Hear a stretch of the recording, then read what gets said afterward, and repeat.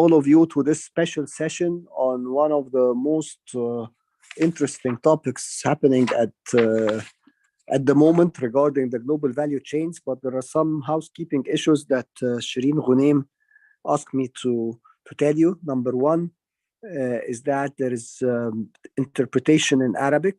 So for whoever wants to hear the whole session in Arabic, they can do this.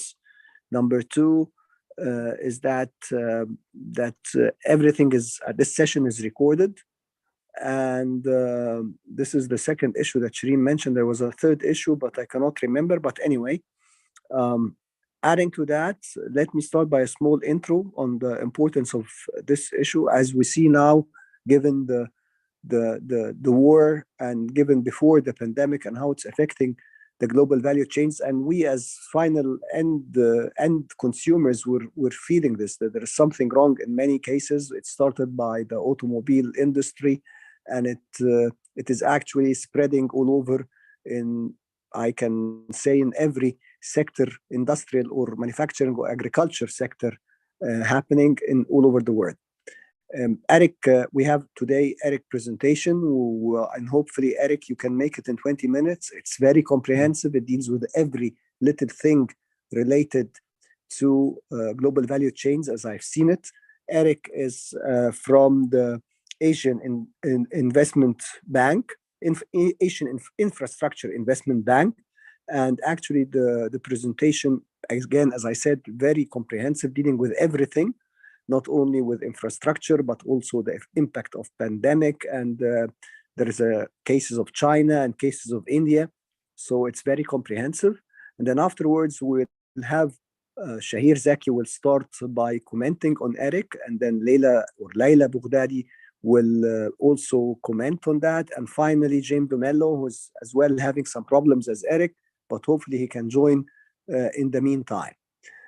We just some other housekeeping stuff. We will have the presentation, Eric, if possible, in 20, maximum 25 minutes, and then each discussant will have 10 minutes for discussion. So I hope that is fine with all of you.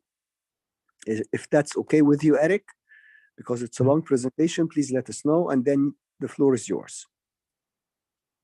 Thank you very much. And let me try to share this slide presentation.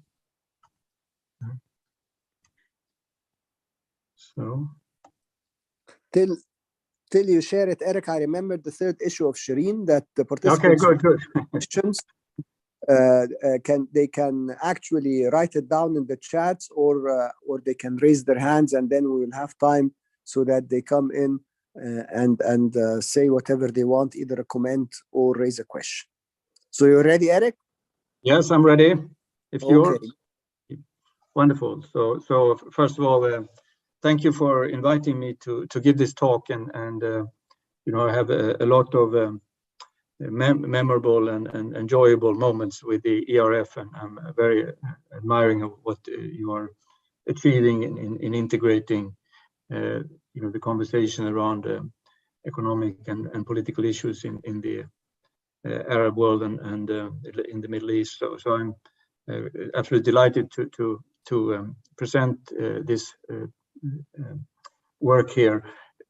I think it's also particularly relevant actually for the region, and we'll maybe come back to why I think so towards the end, but hopefully you'll see that there may be real opportunities here for the countries in the region, and opportunities that the region has not been so able to grab in the past. So let me start with where Ahmed commented and sort of this observation that we've had these disturbances, and of course the impact of the pandemic is sort of front and center of that. That's also where our work actually started. It was that work started even before I joined the AIB, and when I came and I started looking more closely at this work, it became obvious to me that there are some very important other considerations that interact with the impact of the pandemic, and it's important to understand this long-term effect as well. And particularly, it's important to understand the impact for emerging and developing countries of these global value chains and the various challenges that they're facing. So, of course, the whole idea with global value chains is that you can separate individual parts of the production process geographically, and it used to be that you had to produce a whole car to enter global production, but by breaking up the production chain, and here I use the bicycle as an example, and you know, each part is produced in a different country, and that makes it easier to enter into these value chains, and indeed, and I will show you some numbers how important this has become for many emerging and developing countries, and of course, if these are now being challenged in various ways, it's very important to understand this challenge and what we can do about it, so that this kind of lever for development in the emerging world does not disappear. So what has happened, you know, basically since the global financial crisis is that the very rapid development of these global value chains that happen in terms of grabbing more and more of global exports, that has sort of petered off and you know, stabilized around 50% of all exports go through these global value chains. But what that development hides, and very importantly, is that it has increasingly become the involvement of emerging and developing economies, and that for them this has become you know, a much more important way of developing and a pathway of development. And also, since I'm now working for an institution that is very much involved in infrastructure, we wanted to understand the interaction between infrastructure and global value chains, and you will soon see that there is you know, very strong connections, and important to understand you know, what kind of infrastructure do you need to promote global value chains, and what do challenges to global value chains mean for infrastructure. So what are those challenges? Well, you have the sort of pandemic shock, you know, which I'll come back to a bit of the specificity around that. Clearly the lockdown and reopening of economies, but maybe most of all the enormous stimulus and the increase in demand, and the challenge to transport or to channel all these this new demand through these chains. That's a very real shock, and it's a short-term shock, but it also has a long-term implication. Even before that, there were some real issues for the global value chains in terms of trade tensions, and of course you will remember that there was a president called Donald Trump who had particular views of how trade should be managed, and of course that also involved global value chains, and of course there were particularly some aspects of high tech and so on where there was calls for some kind of separation of value chains or decoupling of value chains. So that's clearly something that's is maybe petered out a little bit, but it's still there very much in the background. A third set of challenges is about technological change, and a very rapid technological change in many areas. And of course, for emerging and developing countries, these changes are you know, they require a lot of adjustment, and also pose potential threats. You know, if the digital infrastructure is not sufficient, you know, it's not easy to plug into these new develelopments. Also, there is the idea that maybe through robotization, AI, and so on, there would be more sort of nearshoring, yet that you would shorten value chains and put them closer to headquarters. And there's actually, I would say, not much evidence that this is going on, but I'll come back to that.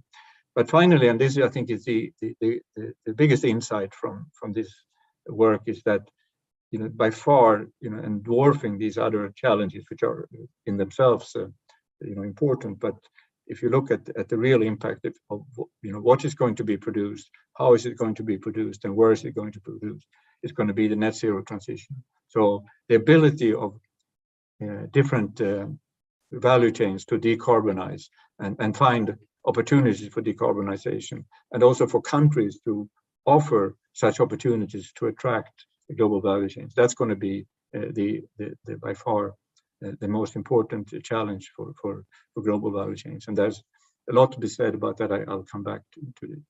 So let me start with the pandemic shock. So what is clear is that there was a very significant shock. You can, and is much stronger than in the global financial crisis. But when you look at how it has manifested itself, and we mentioned the long waiting lines, the dislocations in container traffic, and so on. Yes, there has been these, and they're very real. But on the whole, actually, infrastructure, and here I'm talking more about logistics in individual countries, have actually held up quite well through the pandemic. And what really happened then was that as economies started reopening and at different pages, at different pace and different times, and then on top of that, the stimulus, that was the real challenge for these global value chains. And I think it's too early to really assess the full impact of this, but I'll show you some numbers that are suggestive at least. But I think what we learn from on this, and it's going to be important for everything I say from now on, is that these global value chains arrangements are quite sticky in the sense that they rely a lot on personal relationships or institutional relationships, on the ability to transfer very large amounts of information along these value chains, and having the trust to share this very sensitive and critical information for this particular value chain. So that, I think, is what has created these problems now of very rapidly expanding them, because it's not so easy as to pick in another supplier or create parallel supply lines and so on. You don't create this kind of trust, this kind of interfaces very, very easily. And I think when we look at these value chains, over long term, economic drivers are going to really take over from these more short-term interactions. So let me go to, and I wanted to show, sorry. So I just go to immediately to the impact of pandemic, then I'll come back to some of the other issues. So here we wanted to see, what is what has happened to GVC exports and to non-GVC exports. And again, comparing to the global financial crisis, you can see that actually the impact on global value chains and also on trade more generally has been less. But GVC exports have been affected more negatively than regular export. And but again, more resilient than previous shocks. But I think this slide is probably what I wanted to emphasize the most about the pandemic impact, is that in the same way as developing and emerging economies have increased their share and also both increased their share and the global value chains have become more important for them. That has also been reflected in the impact of the pandemic. So this contraction or slowdown in global value chains that we have seen as a result of the pandemic has primarily affected emerging and developing economies, and this is true, I think, across most of the different activities in these global value chains. So that's something that we need to understand and why it's so important to try to think about how we can address that.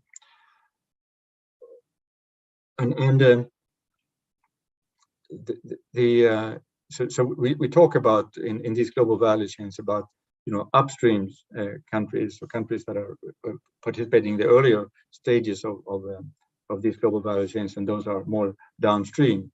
And what one conclusion that we find from our work is that the upstream countries have really been most affected by demand shocks. So what I mentioned, particularly this very rapid fiscal expansion, and to some extent also monetary expansion. So that has really been very, very critical for upstream countries. And while the downstream countries have been more affected by various supply side disruptions, and that's maybe not so surprising, because so you can see how it, you get disturbances upstream, that affects you downstream. So this is, I think, a way to understand what we have observed. And let me go back to looking at. So we want to see, how to think about a strategy from really thinking from the perspective of an emerging developing economy that wants to participate in these global value chains, and what does it need to think about when it looks at infrastructure. And here is just the slide that I have been talking about, that this is particularly important for emerging economies. They have taken a greater share. China, of course, is very prominent there, but it's not at all only about China. Other emerging economies have also increased their share, and at the expense of advanced economies. And also, this is just to suggest that there's still a lot of room for increased participation of emerging economies in these global value chains. And what is important, and I mentioned already this now about you can go upstream or downstream, and there's nothing inherently positive about either one. So China has upgraded by and import now fewer intermediate goods. So it's taken over an increasing share of the intermediate goods, and that is probably the single most important development in the global value chains, is the increase of China's production of intermediate goods. And that's been a successful strategy for China, but it's not necessarily successful for any country.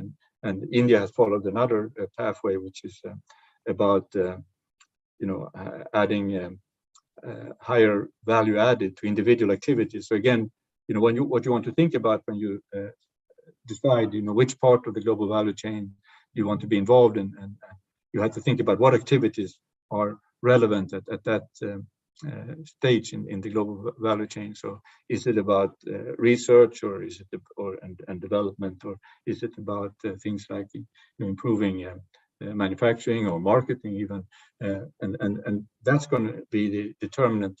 Where can this particular country become most competitive, and that may move you upstream or downstream. That depends a lot. And I think the role of infrastructure is quite clear when you look at the data. So this is the slide or the graph to the left shows the sort of infrastructure development and the global value chain participation. And what it suggests is that there's sort of a minimum level below which you can't really, if you don't have those components of infrastructure, basic energy and transportation, so you cannot really be competitive. But once you are part of these global value chains, the more you can improve your infrastructure. Of course, you have to be worried here a bit about the causality, but I think it's fair to say that this suggests that the quality of infrastructure really is important for global value chain participation. And I think it's also quite related to the right-hand graph, which looks at the connection between the complexity of goods and the what we call the transport quality and export centrality.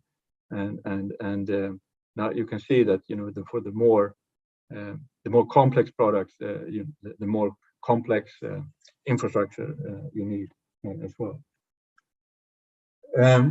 And again, I've spoken about this. So there's the different parts of the different activities. That's what you really want to focus on, not so much where you move upstream or downstream. And I also refer to this, and I think it's quite important that the digital infrastructure and lagging behind in digital infrastructure and vice versa. If you can really jump ahead on digital infrastructure, you're going to become much more likely to attract global value chains. And of course, this is an issue across countries, but also within countries. We show India here as one example, and the other is showing that in China you can see cities that have much better internet coverage, have higher export intensities. So I think you already kind of sense what the role of infrastructure is in these global value chains. It's really infrastructure that allows you to separate these activities. If you didn't have a well-functioning logistics, for example, or you couldn't really have this kind of specialization. You would have to put things within the same facility and so on. And so really thinking about how you can break up production process, how you can exploit the efficiencies depends on infrastructure quality. And of course, infrastructure is going to matter differently for different parts of the value chain and for different value chains. And so you need to have quite a detailed analysis of that when you're thinking about where you want to be and what kind of infrastructure you want to create. And again focusing and remembering the sort of overall importance of the digital infrastructure. So I'm hesitating to, maybe I should, I felt there was a sort of encouragement. Eric, you still have actually from 2 to max 7 minutes. So yeah, exactly. So I think I'm going to actually skip the China and India parts, and then we can maybe come back to them in the conversation. But I already said that there have been quite significant differences, and in how they have approached it, and the impact in China has been extraordinary of the fact that they have been able to really develop infrastructure inland. They managed to address one of the major development challenges that China has had since the modern China was created. How to get high skill, high productivity growth in inland, and that has now happened in places like Chengdu or Chongqing, and to a large extent that is something that has been created by infrastructure, not the least the railway to Europe has become very important, particularly now in the pandemic. So let me move to just a quick reflection on how much to think around sort of policy issues here.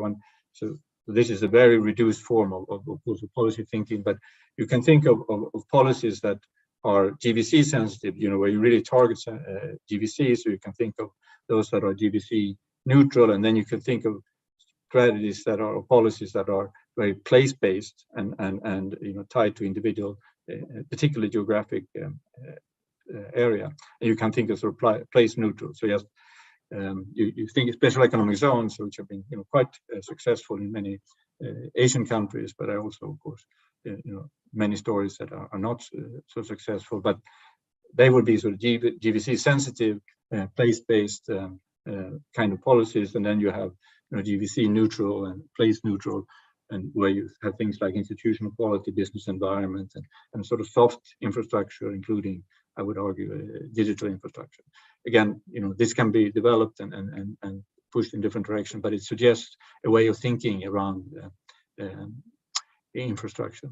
So let me end with what I said would be the main challenge, and really what the more we worked on this, and certainly we're going to work more on this going forward, is the net zero transition, because that's where we're going to need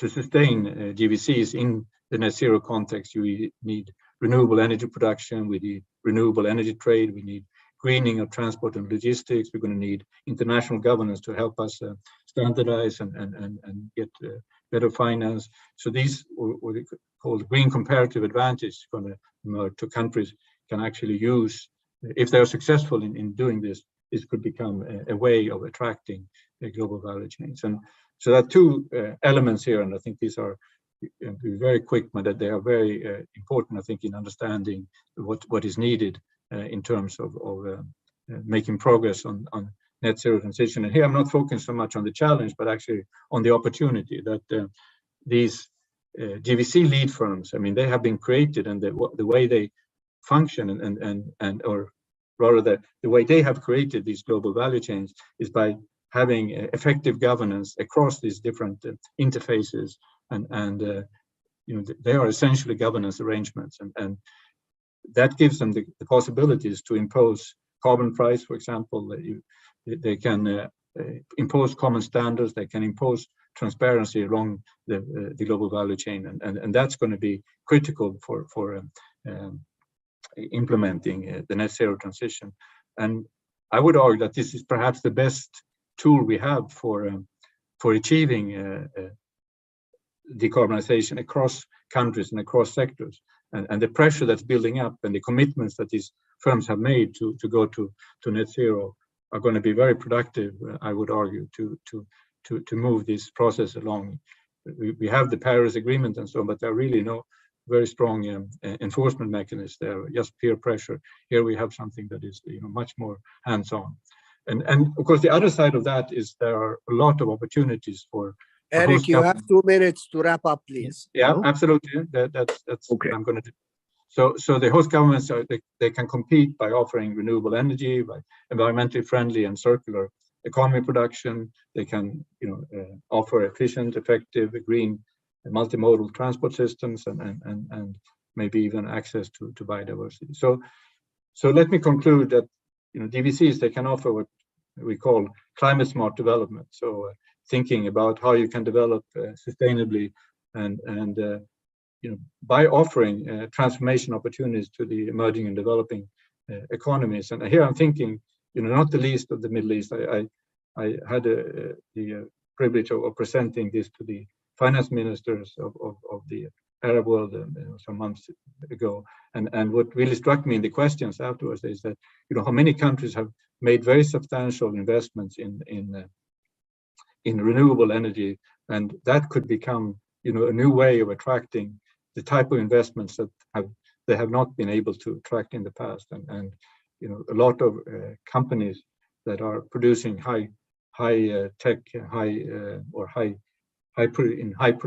productive activities are looking for opportunities. We've seen it in my own country, Sweden. The north of Sweden, which was sort of doomed, has suddenly flourishing with hundreds of thousands of new job opportunities because of the access to carbon, to hydro in particular, but to green energy. The same thing is happening in China, in the Yunnan province, and so on. So, you know, these are tremendous opportunities for emerging developing economies to attract, and they provide us, I think these GVCs, as I said, with an additional tool to achieve the net zero transition. Of course, ultimately, they are also extremely important for in these times when we have this terrible conflict going on in Europe. You know, thinking about how we can use these kind of integration and connections to promote coexistence and common prosperity, you know, in Asia, of course, but also much beyond that. So thank you very much for listening, and I'm looking forward to the comments. Thank you. Thank you, Eric. You just ended in 25 minutes, and you raised so many things that need to be discussed, whether we're talking about the impact of the pandemic or the relation with the climate change issue, which is becoming a very hot issue at this stage, or what India did and the challenges and affecting so many developing countries, and the issue of comparative advantage. In which area should we focus on, in which services or manufacturing or what have you. So I think the table is full with so many issues to discuss, and we can give now the chance for Shahir to comment on what you presented as the first discussant. Thank you, Eric.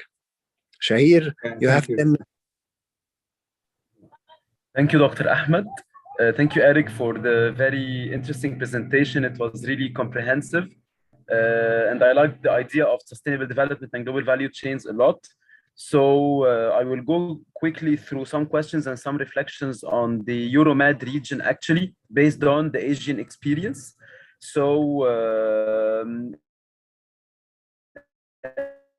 as it was presented by Eric, the report is really comprehensive, rich in several details related to climate change and to a very, policy relevant issues that can be applied generally on most of the emerging economies.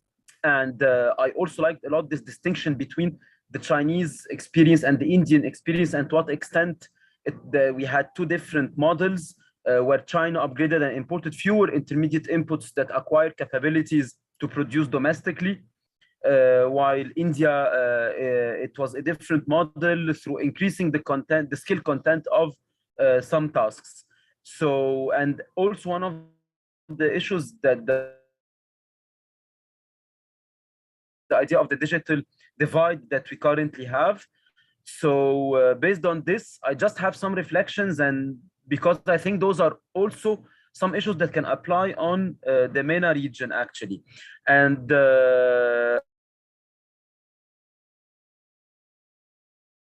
where we distinguish between the GVC sensitive and the GVC neutral type of sectors, and whether they can be place-based or place-neutral with the specific reform for each part. I think this really can represent an important way of perceiving the reforms needed for either MENA region or other countries on how to improve their integration into global value chains. Based on that, I think I just have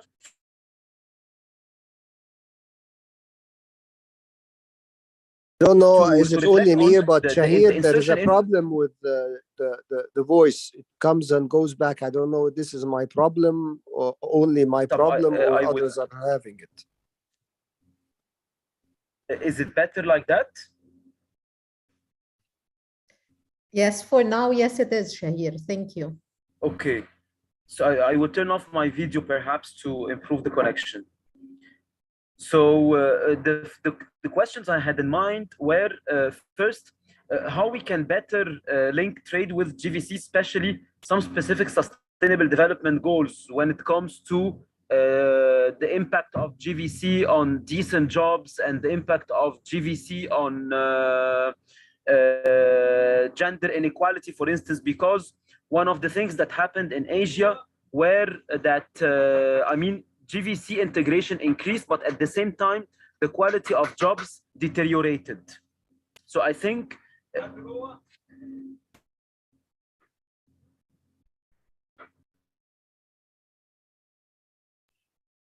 Shahir, we lost you. Can you hear me now? Yes, we can now. Okay, sorry, my connection is really bad. First, the implication of GVCs on gender inequality and on the quality of jobs, because in Asia, we had a lot of GVCs, but at the same time, the quality of jobs deteriorated. Second, because I think this is one of the issues that we have in the MENA region, which is non-tariff measures. So to what extent China and India, they managed to address non-tariff measures that they face in other countries and that they impose on their own exporters in order to increase their serious things that we have in the MENA region is and that this still hinders the integration of MENA economies in GVC.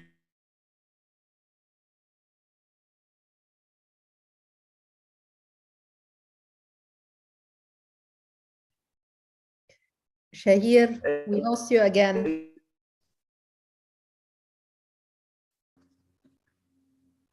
Shahir?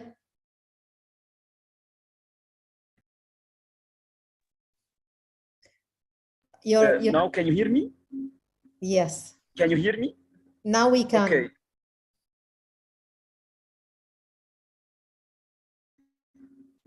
So on the cost of, in terms of infrastructure of digitalization, in terms of the legal framework of digitalization, because for instance, e-commerce is fundamental or is essential for global value chains, and it requires a different, I would say, legal framework. So to what extent the cost of digitalization was an issue for China and India. Then to what extent also SMEs managed to be part of those GVCs, because for instance, one of the issues that we have in the MENA region, firms that belong to GVCs are mainly large firms, and those are some reflections that I had in mind. Perhaps I will stop here and respond. Thank you, Eric, a lot. Shahir, for those interesting insights and for adding the dimension of the Euromad region and adding another food for thought on the issues of NTBs and digitalization and things like that. And now I think we can move to Layla. And thanks, Shahir, for keeping to the time, although although we lost you several times, but you adhere to the time. So we move now to Layla. But before moving to Layla, are there any news about James de Mello, ya Namis, or not yet? Not yet, Dr. Ahmed. He's having difficulty joining. Apparently, he has electricity issues. So I guess I'm going to share his presentation after we finish with Dr. Layla. Okay. Go ahead, Layla. Thank you, Dr. Ghunaim, Professor Ghunaim. Thank you very much. Thanks to the ERF for the invitation. Thanks to Professor Bergloff for this very insightful presentation. I really enjoyed reading the report. Very interesting report, extremely informative, and we can draw several lessons for the MENA region, as I was actually asked to draw some comparison and what kind of lessons we can take for the MENA region. It was very difficult. There were several lessons, very rich report. Then I had difficulties actually to focus my attention on the points I would like to raise here. But just there are 2 points I will go through. First, the first part, I will say GVCs enablers. There are many, but this report highlighted 3 at least. Then international cooperation through trade agreements in the region, in Asia, and public policies through industrial policies and special economic zones, for instance, and then facilitation through infrastructure, connectivity, and logistics. If I have to do some, or think about differences between Asia and the MENA region, there are many, but at least 3 I have in mind linked to this report. First, there is the Asia factory, then which is very important. Having regional value chains are extremely important to enable a country to participate in international value chain. Then Asia has its factory with locomotive China, whereas the MENA region, they don't have. We don't have an inter-economy where we can, which can drive the whole region toward more participation in value chain. MENA region, they are more linked to the European countries, for instance, Germany or France, then for Asian countries, for instance, they have very deep integration. More than 30% of their intermediate inputs comes from within the region, Whereas for MENA, we are sourcing outside the region and we are sending them outside also the region.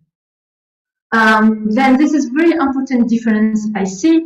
Then something else which is different also from Asia, MENA countries, they participate mainly in forward GVC.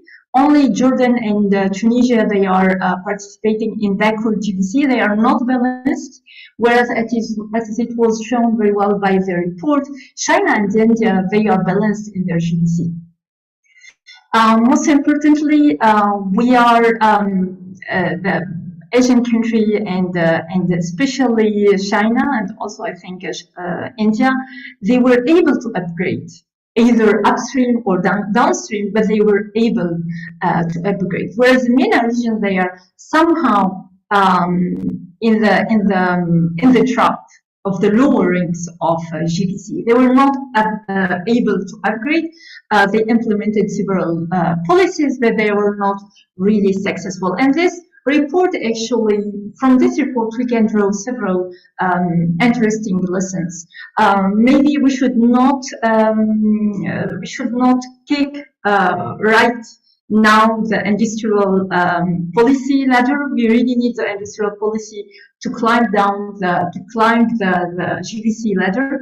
Industrial policy didn't have very good reputation in our countries because of some limitations, mistake, but doesn't mean that we should maybe just throw it like this. Maybe we should learn from those who did successful and sound policies. Then just to agree with the report, then important sound industrial policy with innovation system at its heart. Standards, harmonization of standards, very important.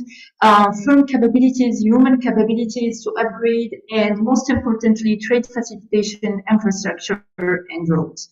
This is to show this the state of the Middle East and North Africa in terms of infrastructure. Overall, we are not that far. We can do better. But what is important here, what we can see, that actually connectivity within a region, within the MENA region, is not that good. One example, for instance, for Tunisia, it is very simple to send products, intermediate products to France. It will take us less time than going just here to Algiers. We need to go through France. And this is really big barrier to have regional value chain and then to participate in the global value chain. Second part, sustaining GVC, which is I found extremely interesting, and this is really at the heart of the problem. Then I would like to add up to this report by my own reflection. I don't have like specific question, but I think this is extremely important. Then first, we know from Shapiro, for instance, 2021, that backward or forward participation would not impact pollution in the same way.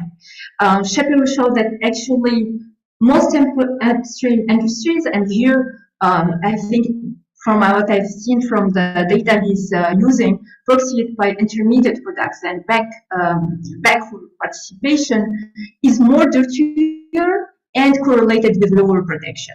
Myself with Insaf Kedidi, we show that backward participation is more correlated with CO2 emissions incorporated in trade than forward participation. And then Shapiro say, look, and in the report they are also speaking about that, it will maybe interesting to have a proportional tariff to the carbon embodied in imported goods in trade, and which they call the carbon tariff or carbon border adjustment. Then here the idea is to tax more or to have a higher tariff for dirtier industries, which are backward industries. But then this is a problem. And this is actually what the European Union is doing, the carbon border adjustment mechanism. And here there is a problem because in terms of welfare, maybe it will increase the welfare and it will reduce pollution, but the burden will fall on developing countries. Now, let's come back to the MENA region, which are mainly trading with the European Union and mainly participating in GVC with the European Union. Then it means that our region will bear the cost of the burden from the EU carbon border adjustment mechanism. In particular, those who are participating in backward in GVC, like Tunisia and Jordan. And here really we need a reflection, and that's why I really like the idea proposed in the report with the lead firm that will price in the emission, and then they will monitor also the data emission with their contractual, the other firms that are working with them, and they will strengthen production standard building the value chain, and this is extremely important. These are the barriers that are not allowing other firms to enter GVC.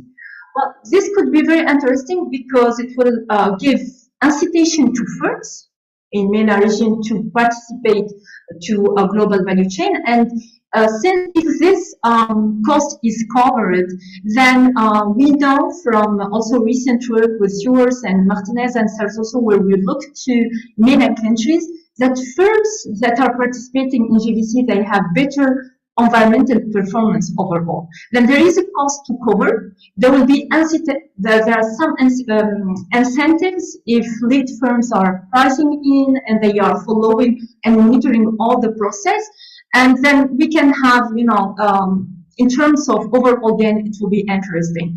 But then maybe one question I'll ask to Professor Berghoff, how this kind of solution, how we can envision this kind of solution integrated into a comprehensive trade agreement, focusing on GVC, not GVC neutral, but focusing on GVC with environmental provision.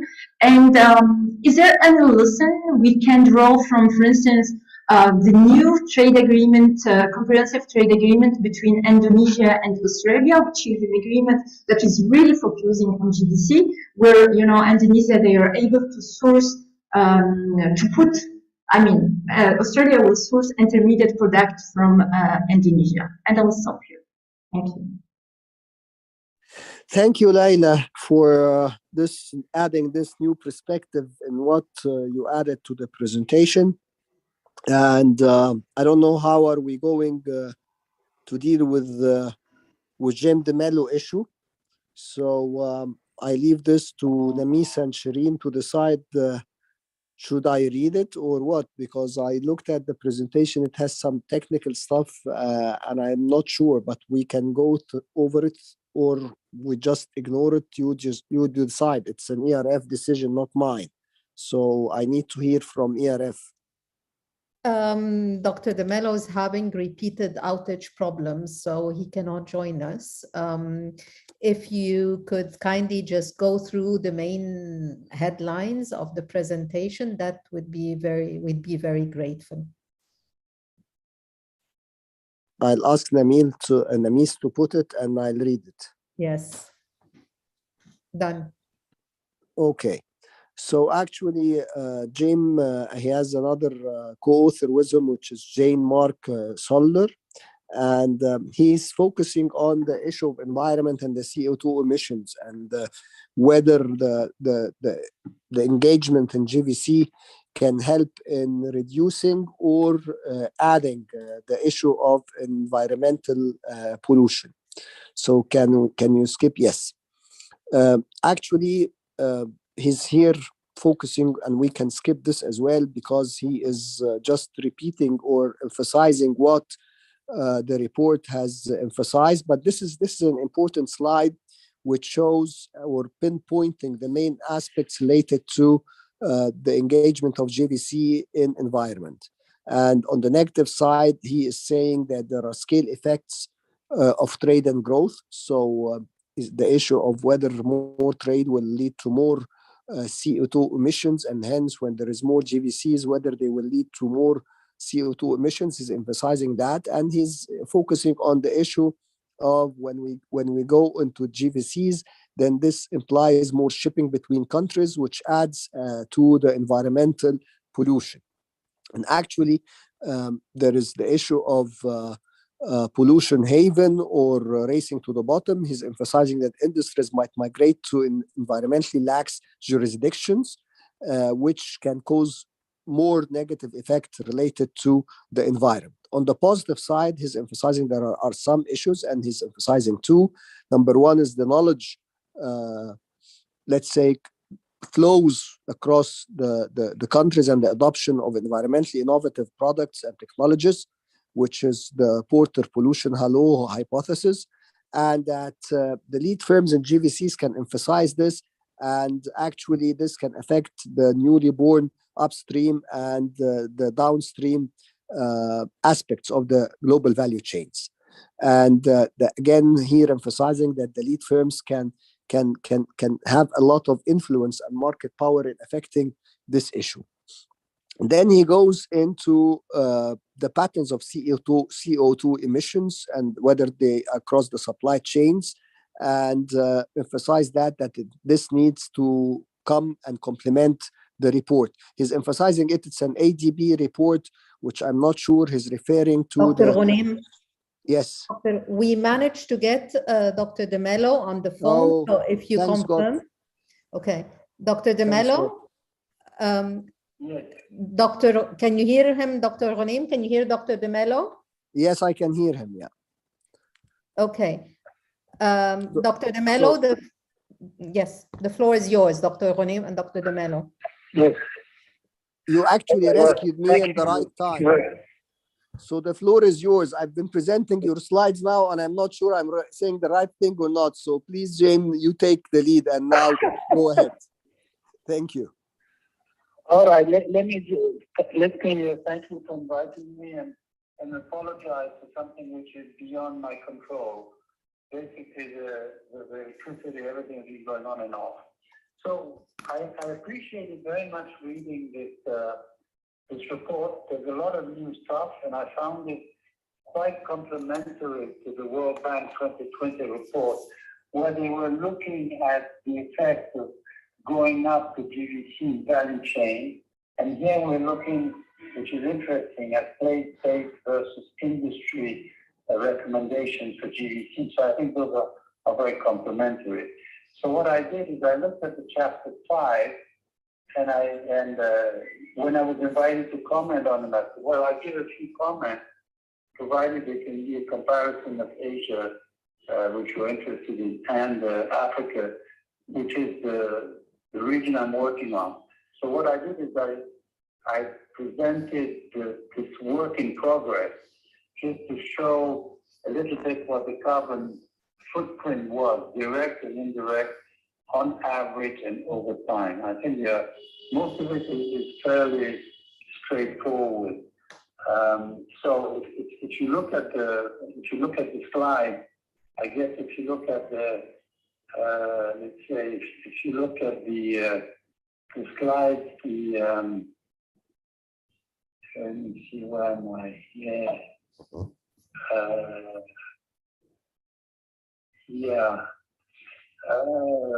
Well, I now have to open the computer went off again. I'm sorry about this. And I open it one more time. Okay. Just let us know which slide you'd like us to include. Currently, we have slide number 3 with GVC, our mixed blessings. Yeah, the two slides I thought were interesting. The first one is you see the direct versus indirect across time from 1995 to 2015. You see that Asia and Africa have a lot of indirect relative to direct, and even though it's declining like everywhere else, they stand out as being much higher. Now you have to look at the data. You think it's the best? Well, anyway, we think it's the most disaggregated input-output coverage, and also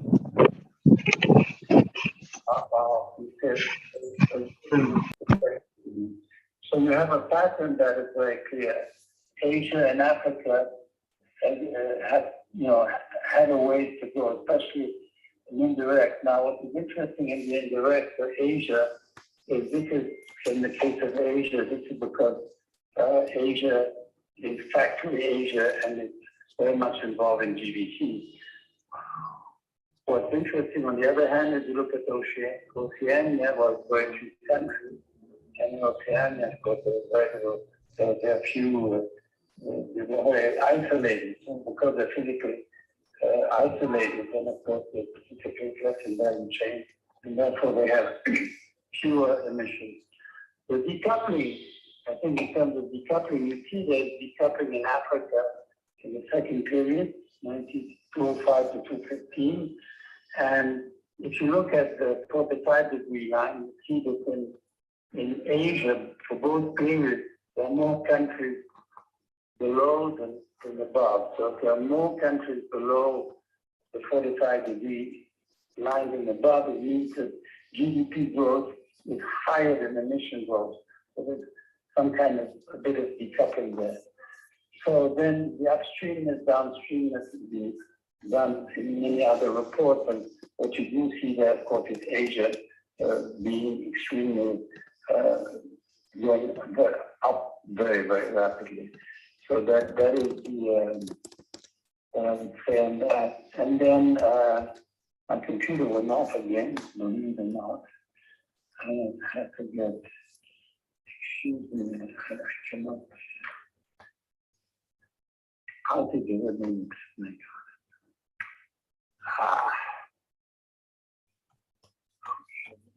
I'm sorry. Here it is on again. So I think that's and look at the distribution of intensity is also interesting. You see that the CO2 intensity of exports by quartile is much higher in the exports are higher in the fourth quartile. The fourth quartile is a quartile with the highest emission intensity. So you see the patterns there are quite different. And then the last slide is about correlates. So there we are running progressions with fixed effects in years, sectors, and countries. And then you see that the longer the length of the GVC, of course, the higher the emissions, very positive. And interestingly, on the position, we get the opposite result from from the result for the US. Oh, no, not for the US. It's done in the paper by, what his name now, the guy at Berkeley. So, well, usually what people have found in this case is that more upstreamness is associated with higher CO2 emissions. This is not what we find yet, but we have only done direct and we have not done indirect yet. So I think that's a very, very preliminary regression. So the last, what I was going to do next is to exploit the granularity of this data, which is 160 sectors for 180 countries. So we hope to be able to look in more detail at this issue for Africa, which is how can you climb up the GDC ladder? Because if you climb up the ladder, it looks like if you climb up the ladder, your rate is higher later when you go up one of the rungs on the GDC ladder. But then on the other hand, that could be associated with increased CO2 emissions. So we want to use fertility metrics to try and find this clean products close to those that are currently exported, which are usually quite CO2 intensive. So that's about it, and thank you very much, and apologies for not being able to get in touch with you. Thank you, James. And we actually have now 30 minutes for Q&As, but before opening the floor to the questions, which we already have two questions from the participants, I would like to ask Eric if he wants to pinpoint or reply to some of the comments raised by Shahir, Laila, and James before we give the chance to the floor. Thank you. Dr. Ghonim, let me tell you that Dr. James is also with us. Should there be questions addressed to him, he can take it with us as well. Okay, thank you. Yeah, so thank you, and I'm really pleased with that this report has generated so many interesting comments and reflections on both on the MENA region and more generally maybe in the last comment from Jaime. So I don't think I really want to leave time for discussion and questions from the floor. So I don't want to go into too much detail. So one thing that was emphasized, I'm taking slightly in random order now, but around the need for industrial policies and trade agreements, and I think this is definitely what we call industrial policies, but they're quite targeted and quite tailored, and hopefully they won't invite the kind of issues that have plagued industrial policy in many countries in the Middle East. And again, there are no guarantees there, but I think these policies are probably less prone to capture and so the ones that we are suggesting. I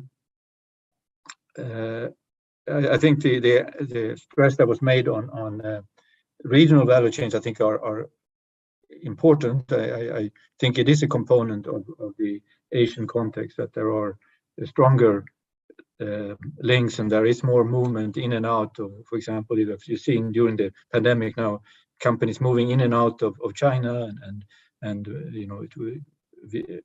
into Vietnam, and then responding when Vietnam got more problems with the pandemic, they moved back into China and so on. So there is something going on there that I think is relevant. Having said that, I think the striking thing is I would say is that there has been such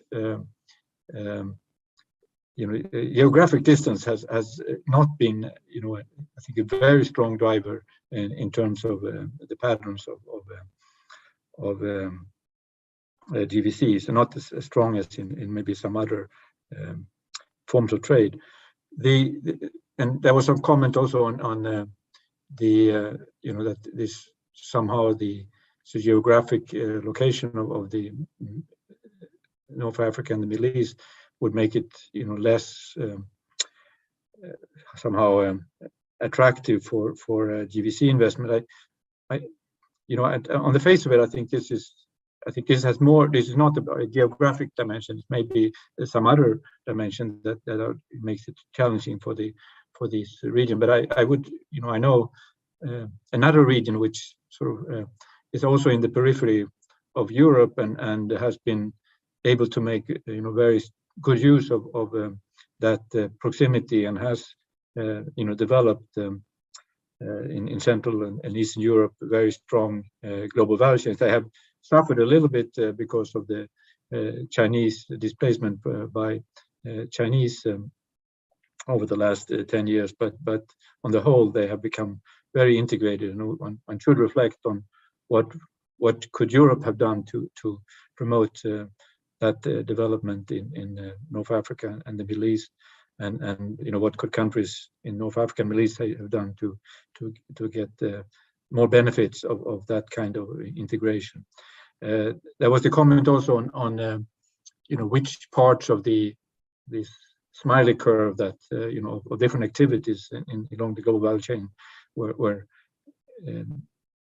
countries and economies in the North Africa and the Middle East tend to end up in the sort of production activity. I think that's that's exactly what you want to try to address. How do you develop these other parts that are more likely to yield high productivity activities? And again, I don't think there's any inherent really in the economies in this region that prevents that, but it's going to be part of the response, and thinking about policies that can promote that. I think is critical.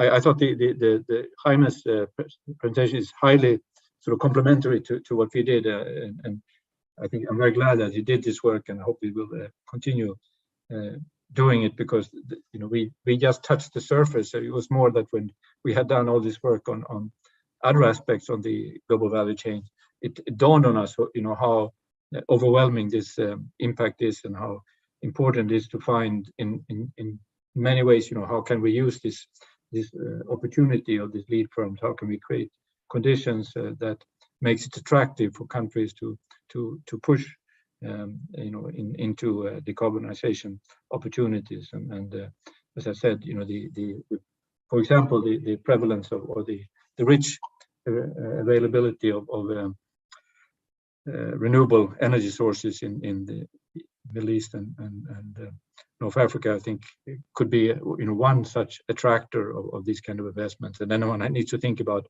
what else is needed to really make those investments happen. But I think that is, and thinking about what kind of trade agreements. I would say that in Asia, trade agreements have probably not been the key factor. I mean, there have been quite weak trade agreements, and then now they have a recent one but it's still a more conventional trade agreement, so that doesn't really address the fundamental issues of global value chains. So there are more about standards and also, by the way, environmental standards.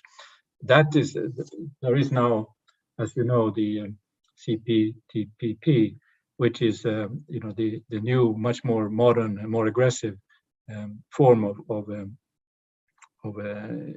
trade agreements that could really transform Asia and the Pacific region, by the way.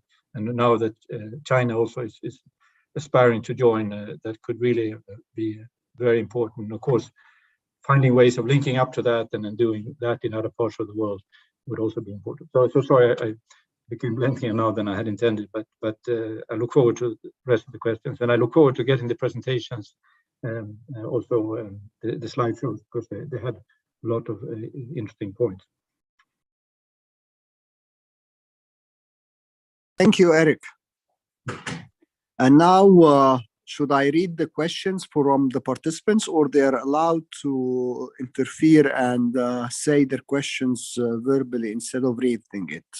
Namis and Shireen.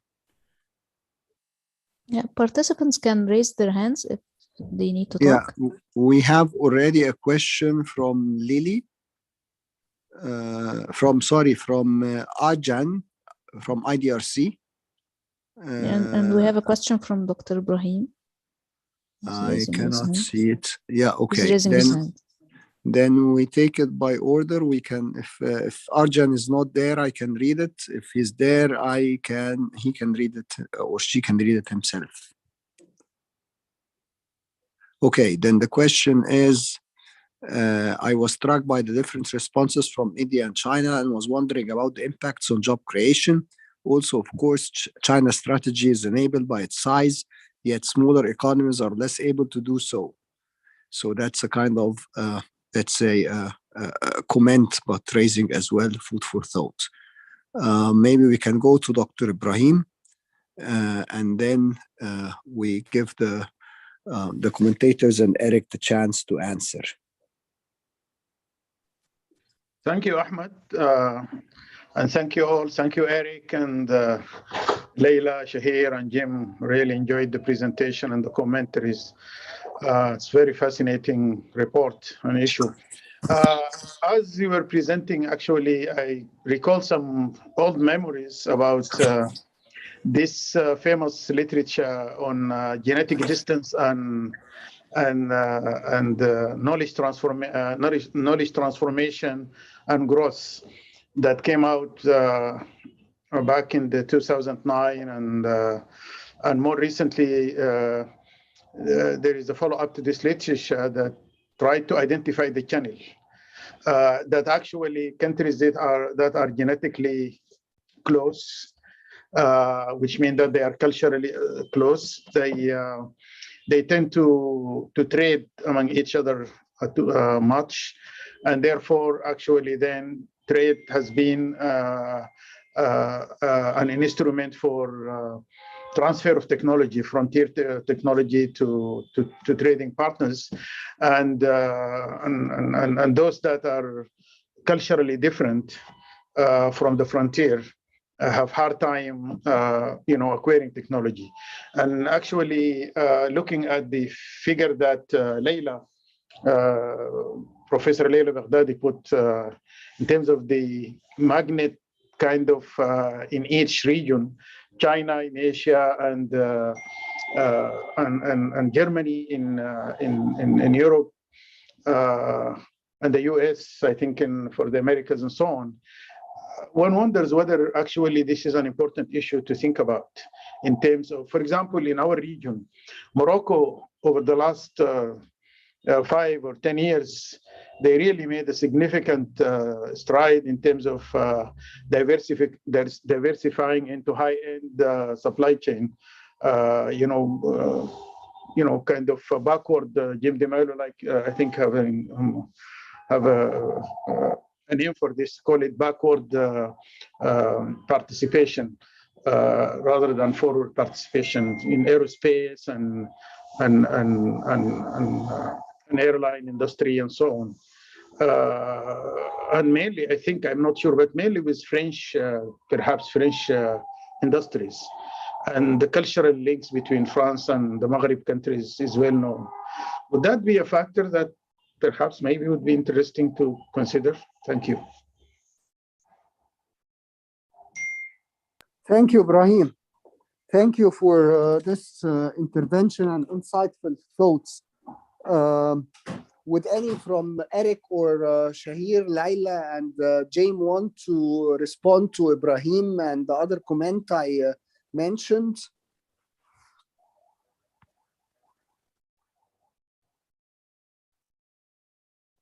Maybe the other panelists can go first. I can say something later. We don't have any other questions from the. I meant the other the panelists. So the. Okay. So the floor is for the panelists now.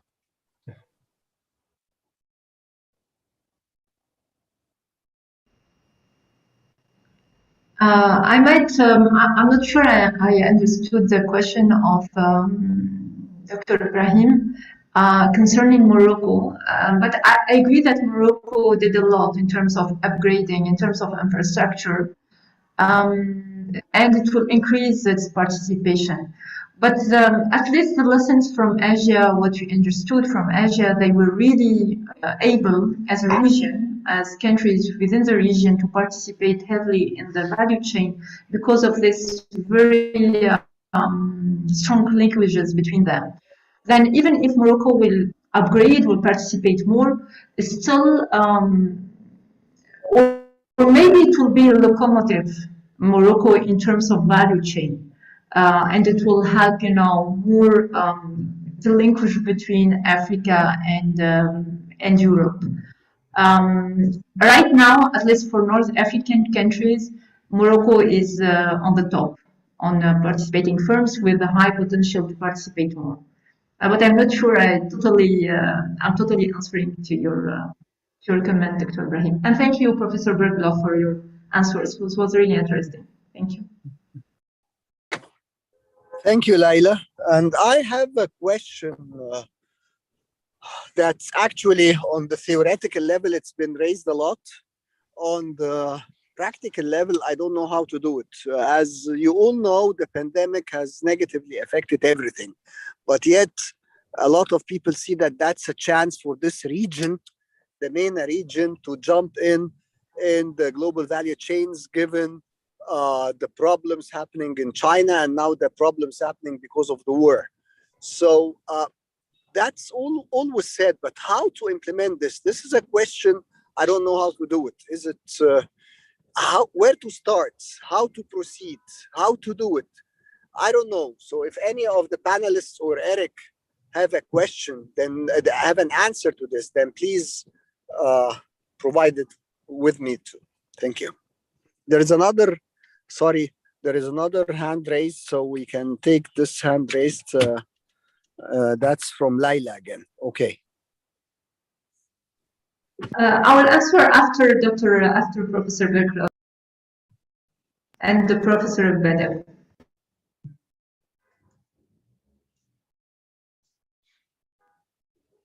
Ibrahim, go ahead.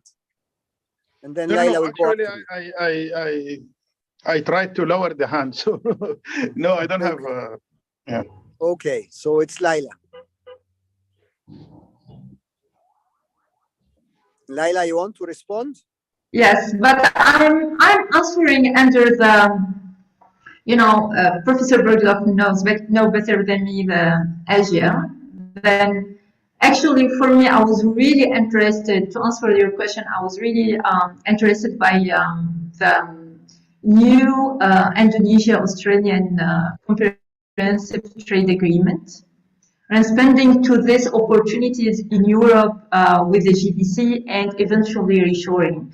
And this trade agreement was interesting because it was really focusing on global value chain and gave the possibility to Indonesia actually for Australia to source, then for Australia to source intermediate products for Indonesia. And it's important.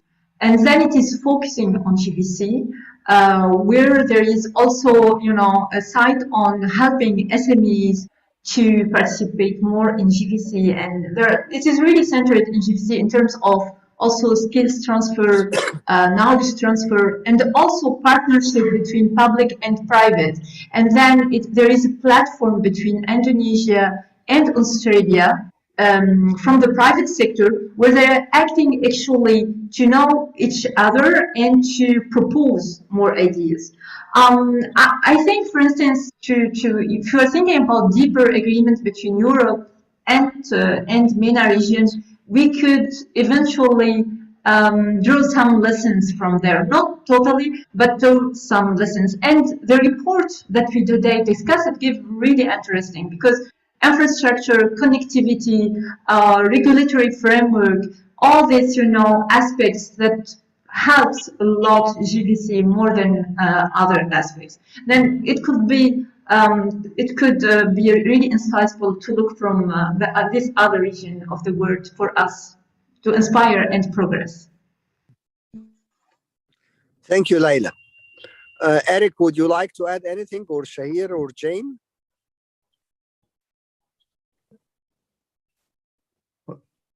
Well, let me say a few words, because I think it is very inspiring what Laila is saying now, and I think this is exactly the right way to think about it, that we need trade agreements that, and maybe it's not even the right to call them trade agreements, but the agreements that are focused on what is needed to develop these global value chain connections. And one thing that we bring out is that those agreements should also be about environmental standards and about the decarbonization elements, and this agreement that Laila refers to between Indonesia and Australia, I think is an interesting one. I haven't looked at detail, but just from the superficial look at it, it certainly meets several of those criteria. And she emphasized something, and that also Shahir mentioned in the beginning, which I think is also critical, how you bring in the SMEs into these structures.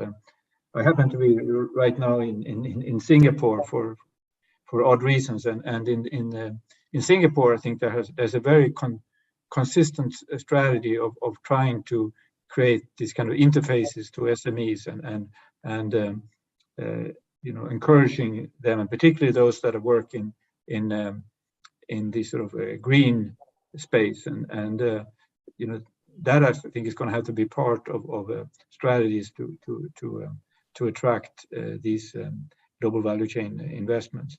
But again, I think also that this is something that is very much in the spirit of what Europe is trying to achieve. So I think taking a new look at the kind of trade and sort of industry arrangements between Europe and North Africa in particular, but also other parts of the Middle East, thinking about how to you can rethink some of these the elements of those arrangements to take these aspects into account, and again thinking a bit about the experience from Central and Eastern Europe, which I think is highly relevant. So On this issue, are countries more likely that are similar tastes and similar? I think that is probably more relevant for other forms of trade than the global value chain. So I think the global value chains are driven by not so much similarities in taste, but more compatibility in terms of skills and ability to offer the kind of conditions that makes it possible to separate different production activities. So, and I wouldn't. So the size benefits of China are definitely there, and a lot of what's going on in China, of course, is about size and the data and so on. But of course, India is about to pass China in terms of population size, and of course, has a lot of challenges in integrating different parts of the economy. But so I think between China and India, it's not so much size in a way. I think that it is why has India not been able to exploit its size so much. I think is I wouldn't. I think what replaces the size is, of course, these kind of agreements that we were talking about. If you can develop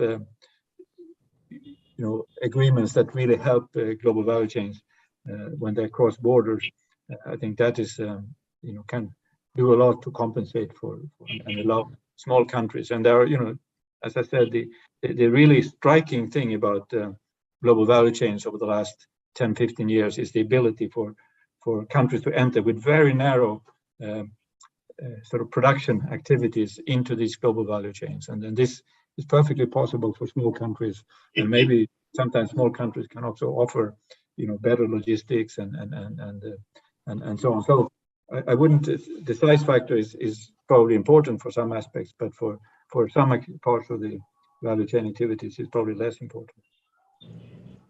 Thank you, Eric. I was told that there are some questions related to whether this session will be on the YouTube, on the website of ERF, and another question is related to the slides, or they can be sent to the audience. So I think that's up to ERF to answer. And Namis said yes, this is the case. And I was told as well that we lost Shahir and James again. So I thank you all. I thank Eric, I thank Laila, I thank Shahir, I thank James, and I thank as well Ibrahim and Namis and Shireen. And enjoy your evening. And it was very interesting. And we need more from this, Eric, to the region, maybe more customized to the specific characteristics of this region, given the geography, given the differences in the issues related to environment. And we look further to more cooperation with the AIIB. All the best and enjoy the evening. Can I just, Ahmed, can I just reinforce that we are very committed to continue working to this, and I completely agree that you need to think about the specificities of different regions, different countries, and so on. But if someone wants to engage with us on this, and I think Jaime has already done so to some extent, complementing what we had done, but others also from the region, we would be very much interested in working with that. And why not ERF, why not launch a kind of network on global value chains? I think this could be. I think that's a beautiful idea, and Ibrahim al-Badawi should take the lead now on this, because that's a generous invitation, and I'm sure that Ibrahim and ERF would like to cooperate with you on this in this regard. Absolutely would be. And that's actually the value of these kind of partnerships, that it starts with an event like this one, and then with the exchange of ideas and kind of the brainstorming kind of discussions, we develop an agenda for deeper agenda for collaboration. And of course, Eric will wholeheartedly actually embrace your call, and we'll follow up. Okay. Yeah, we'll follow up after the after the annual conference. Thank you so much. Okay, all the best for the annual review and enjoy the rest of the evening. Take it easy. Ramadan is coming, so enjoy and all the best. Yeah, we have another report in 1 hour, so hopefully that some of us we could enjoy take a 1 hour break and then connect again, hopefully. Okay. Bye. bye. Bye. Thank you so much. Thank you. Okay. Thank you, Leila. Thanks. Thank you, Professor Berghoff. Professor.